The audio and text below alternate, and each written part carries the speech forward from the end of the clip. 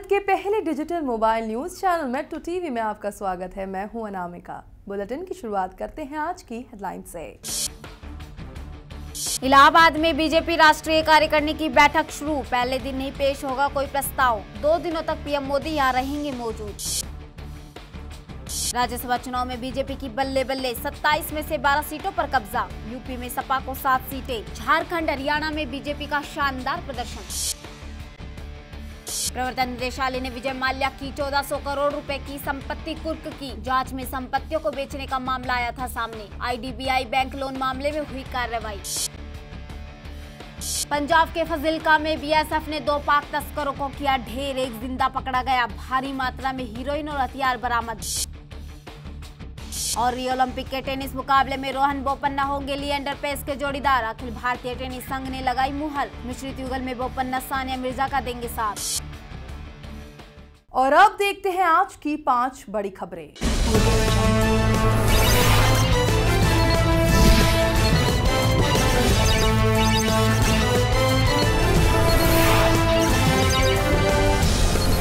उत्तर प्रदेश के इलाहाबाद में आज से बीजेपी की राष्ट्रीय कार्यकारिणी की बैठक शुरू हो गई है। 2 दिन तक संगम किनारे मिशन यूपी पर होने वाले महामंथन में प्रधानमंत्री मोदी और पार्टी अध्यक्ष अमित शाह समेत बीजेपी के तमाम दिग्गज मौजूद रहेंगे। सूत्रों के मुताबिक रविवार को बैठक में कोई प्रस्ताव पास नहीं होगा। सभी प्रस्ताव सोमवार को पेश किए जाएंगे। प्रधानमंत्री मोदी दोपहर 3 बजे पदाधिकारियों की बैठक में पहुँचेंगे। सूत्रों ने बताया कि अमित शाह सोमवार को उत्तर प्रदेश के पार्टी सभी सांसदों से चुनावी रणनीति पर बैठक करेंगे। कार्यकारिणी में अलग से यूपी पर कोई सत्र नहीं होगा। अमित शाह और मोदी के भाषण में यूपी पर फोकस होगा। रविवार को अध्यक्षीय भाषण के बाद राज्यों की रिपोर्ट के दौरान चर्चा होगी।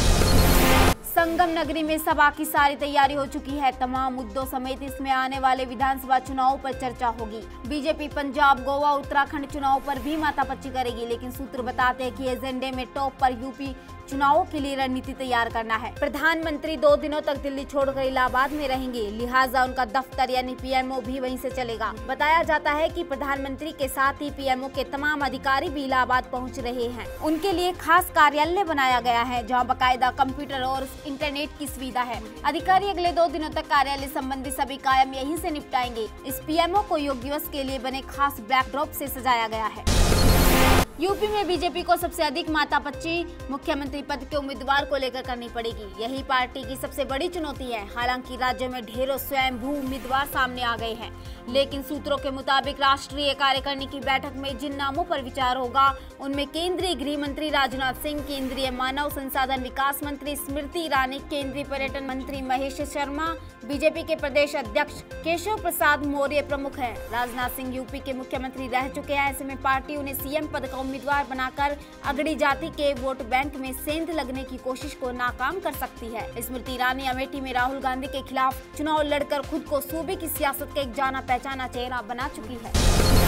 पंजाब के फलजीका में भारत पाक सीमा पर BSF के जवानों ने तस्करी की कोशिश को नाकाम करते हुए 2 पाकिस्तानी तस्करों को मार गिराया और उनकी गोलाबारी में एक तस्कर घायल हो गया। अधिकारियों ने बताया कि ये घटना देर रात करीब 2 बजे की है, जब सीमा सुरक्षा बल के कर्मियों ने सोहाना सीमा चौक के अंतर्गत अंतर्राष्ट्रीय सीमा पर संदिग्ध हलचल महसूस की। उन्होंने घुसपैठियों को ललकारा। एक अधिकारी ने बताया 2 पाकिस्तानी नागरिक मारे गए और एक अन्य घायल हो गया, जिसे पकड़ लिया गया है। उनके पास से मादक पदार्थ के 15 पैकेट बरामद हुए और आशंका है कि ये पैकेट हीरोइन के हैं। उनके पास ये हथियार और गोला बारूद भी जब्त किया गया। ऐसा लगता है कि ये सीमा पार से मादक पदार्थ की तस्करी का मामला है। राज्यसभा चुनाव के लिए शनिवार को 7 राज्यों की 27 सीटों पर वोटिंग का परिणाम आ गया है। राजस्थान की सभी 4 सीटों पर बीजेपी ने बाजी मारी है। वही यूपी में 11 में से 7 सीटें सत्तासीन सपा के कब्जे में रही। उत्तराखंड की अकेली सीट पर कांग्रेस का दांव सफल रहा, जबकि मध्य प्रदेश की 3 में से 2 पर बीजेपी ने कब्जा जमाया। यूपी में सपा के 7 प्रत्याशियों ने 2, BSP के 2 प्रत्याशियों ने जीत दर्ज की। वही बीजेपी और कांग्रेस के एक प्रत्याशी ने सफलता हासिल की। राजस्थान से राज्यसभा की 4 सीटें बीजेपी के खाते में गई है। मध्य प्रदेश में भी बीजेपी को लाभ मिला है। 3 में से 2 सीटों पर बीजेपी ने कब्जा जमाया। झारखंड की 2 राज्यसभा सीटों के लिए हुए चुनाव में केंद्रीय मंत्री मुख्तार अब्बास नकवी और महेश पोद्दार के रूप में बीजेपी के उम्मीदवार विजयी रहे।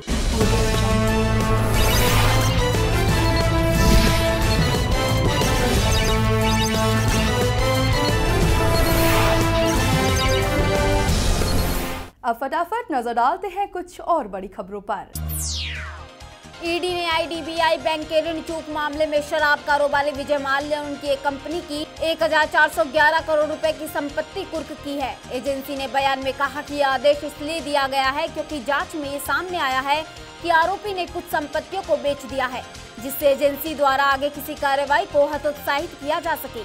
मनी लॉन्ड्रिंग रोधक कानून के तहत किसी संपत्ति को कुर्क करने का उद्देश्य आरोपी को ऐसी संपत्ति का लाभ लेने से रोकना है। आरोपी इस कार्रवाई पर PMLA के निर्णय लेने वाले प्राधिकरण के समक्ष 180 दिन में अपील कर सकता है। अखिल भारतीय टेनिस संघ ने तमाम अटकलों पर विराम लगाते हुए घोषणा कर दी है कि लीजेंडे लिएंडर पेस रियो ओलंपिक के पुरुष वर्ग में रोहन बोपन्ना के जोड़ीदार होंगे, जबकि मिश्रित युगल में सानिया मिर्जा और बोपन्ना की जोड़ी उतरेगी। अध्यक्ष ने संवाददाता सम्मेलन में बताया कि भारत की पदक संभावनाओं को मजबूत करने के लिए चयन समिति ने बोपन्ना के साथ पेस को उतारने का फैसला किया है। बोपन्ना पुरुष युगल में शीर्ष 10 में शामिल खिलाड़ी है और उन्होंने AITA को एक पत्र लिखकर साकेत मिनैनी के साथ जोड़ी बनाने की इच्छा जताई थी और इसके साथ ही लिएंडर पेस का विश्व रिकॉर्ड 7वां ओलंपिक खेल का सपना भी पूरा हो जाएगा। NCP अध्यक्ष शरद पवार ने शिवसेना को सत्ता से बेदखल होने की सलाह दी है। शरद पवार ने शिवसेना के प्रमुख उद्धव ठाकरे के उस विवादित बयान की याद दिलाई जिसमें उद्धव ठाकरे ने कहा था कि राज्य में नालायकों की सरकार है। उद्धव के इसी बयानों को आधार बनाकर पवार ने कहा कि उद्धव के ऐसी नालायकों की सरकार से दूर हो जाना चाहिए। शिवसेना और बीजेपी के बीच सत्ता को लेकर मनमुटाव बहुत ही पुराना है और शिवसेना सत्ता में रहकर लगातार केंद्र की और राज्य की सरकार पर हमले कर रही है। केंद्र की सत्ता में उचित भागीदारी न मिलने से शिवसेना प्रमुख उद्धव ठाकरे काफी नाराज रहते हैं।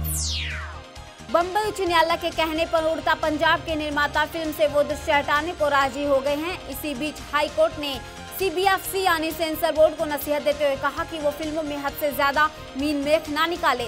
पंजाब में युवाओं को मादक पदार्थों की लगी लत के मुद्दे पर बनाई गई उड़ता पंजाब में एक सीन हटाने के सेंसर बोर्ड के सुझाव पर तो उच्च न्यायालय सहमत हो गया, लेकिन जब सेंसर बोर्ड ने फिल्म से पंजाब शब्द हटाने की मांग की तो अदालत ने उसे साफ नामंजूर कर दिया। हाईकोर्ट ने निर्माताओं से कहा कि वे फिल्म में अब शब्दों अश्लील दृश्यों को थोड़ा कम करें क्योंकि सिर्फ इन्हीं चीजों से कोई फिल्म नहीं चलती है। उड़ता पंजाब पर बहस के बाद हाईकोर्ट की खंडपीठ ने कहा कि वे इस मामले में 13 जून को आदेश पारित करेंगे। खबरों के सफर में फिलहाल इतना ही।